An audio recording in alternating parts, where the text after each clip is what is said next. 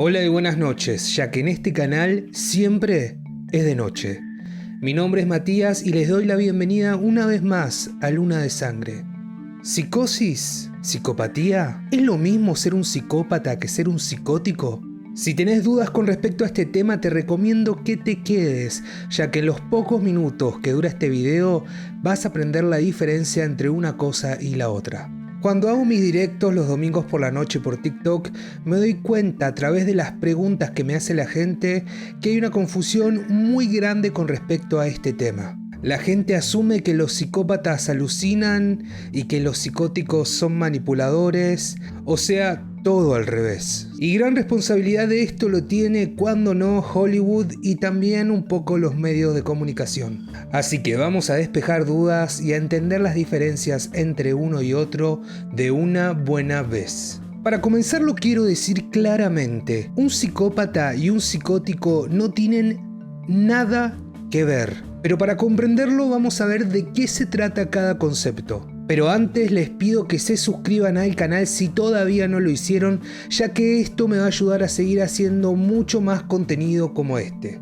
Prosigamos. Ya sabemos que la psicosis es algo diferente a la psicopatía, pero les propongo que entendamos cada una por separado para que las diferencias luego se caigan de maduro.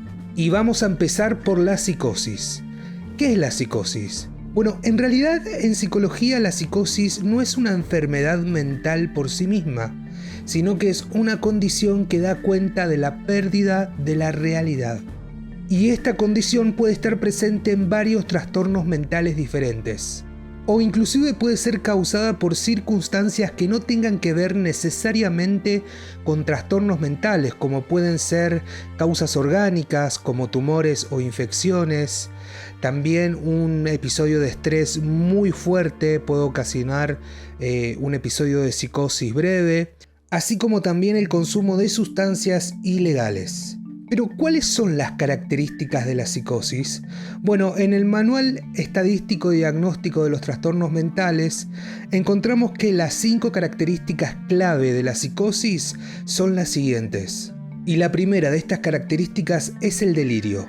Seguramente más de una vez utilizaste coloquialmente la palabra delirio en frases como mirá cómo está delirando o estoy delirando, pero ¿sabes cuál es la acepción clínica correcta de este término? Bueno, los delirios son ideas que una persona sostiene con una fortísima convicción y que además son contrarios a la realidad. Las personas delirantes sostienen estas ideas a pesar de que en la vida real se les presentan pruebas concretas que contradicen dichas creencias.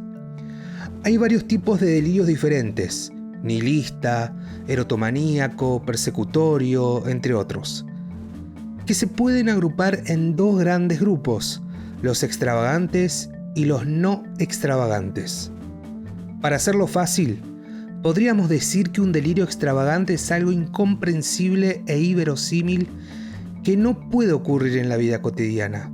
Un ejemplo de delirio extravagante podría ser el pensar que un ser extraño me arrancó los pulmones por la noche y me puso otros diferentes sin dejar ninguna herida. Por otro lado, los delirios no extravagantes suelen ser situaciones que, pese a ser contrarias a la realidad, son factibles, como por ejemplo que yo de repente tenga la creencia de que mis vecinos instalaron cámaras secretas en mi casa y que vigilan las 24 horas todo lo que hago.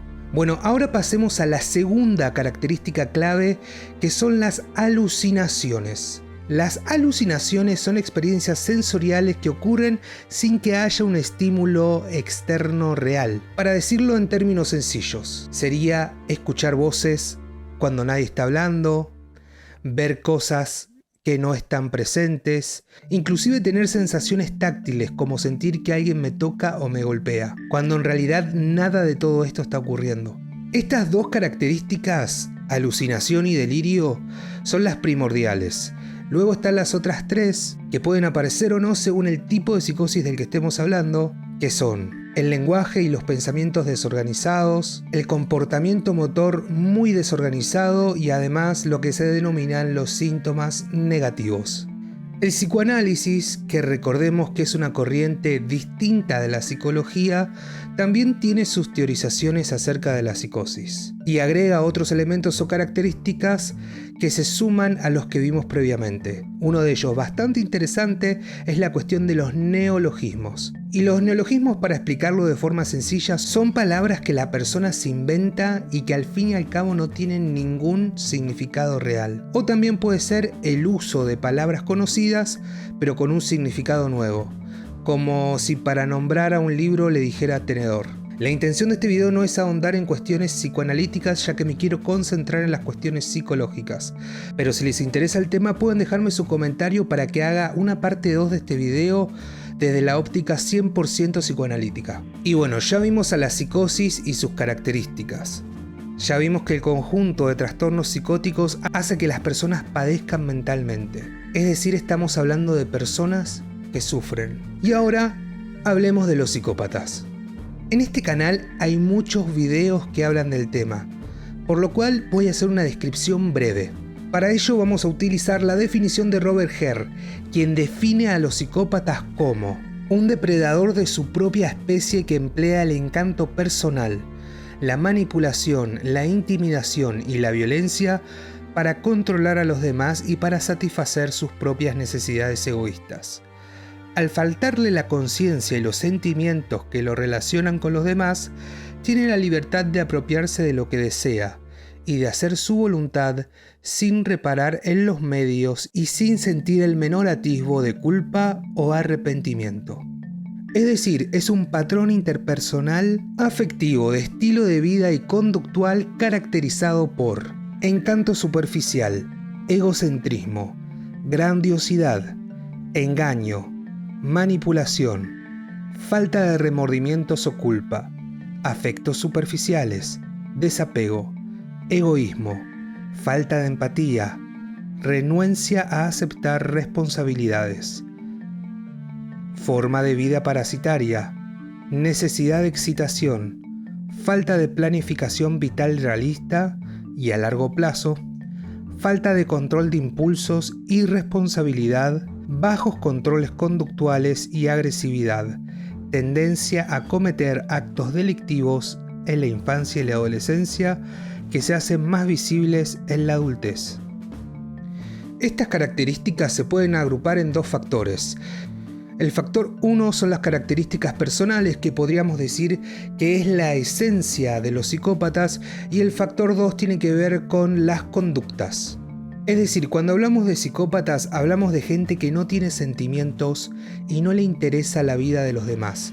Simplemente ve a las otras personas como objetos y son manipuladores, violentos, agresivos y destructivos. Y únicamente con este breve repaso nos damos cuenta que la psicosis y la psicopatía no tienen nada que ver una con la otra. Y esta confusión es problemática y para nada casual, ya que desde los medios de comunicación tradicionales se fomenta mucho esta idea de que los psicóticos son personas peligrosas que deberían estar apartadas y encerradas. Todo esto corresponde obviamente a una agenda política, por lo menos acá en Argentina. Y siendo las personas con trastornos psicóticos personas que realmente están sufriendo y padeciendo una enfermedad, por otro lado, los psicópatas no sufren su psicopatía. De hecho, disfrutan haciendo el mal a los demás, a pesar de su sentimiento de vacío existencial. Recordá dejarme tu like y tu comentario para que este canal siga creciendo. Esto es muy importante. También, si tenés alguna pregunta con respecto a este tema, me gustaría escucharla. Dejala en los comentarios que yo la voy a estar respondiendo. Y por lo pronto recordá que vos y yo tenemos una cita todos los domingos por este canal. Les mando un saludo grande y será hasta la próxima.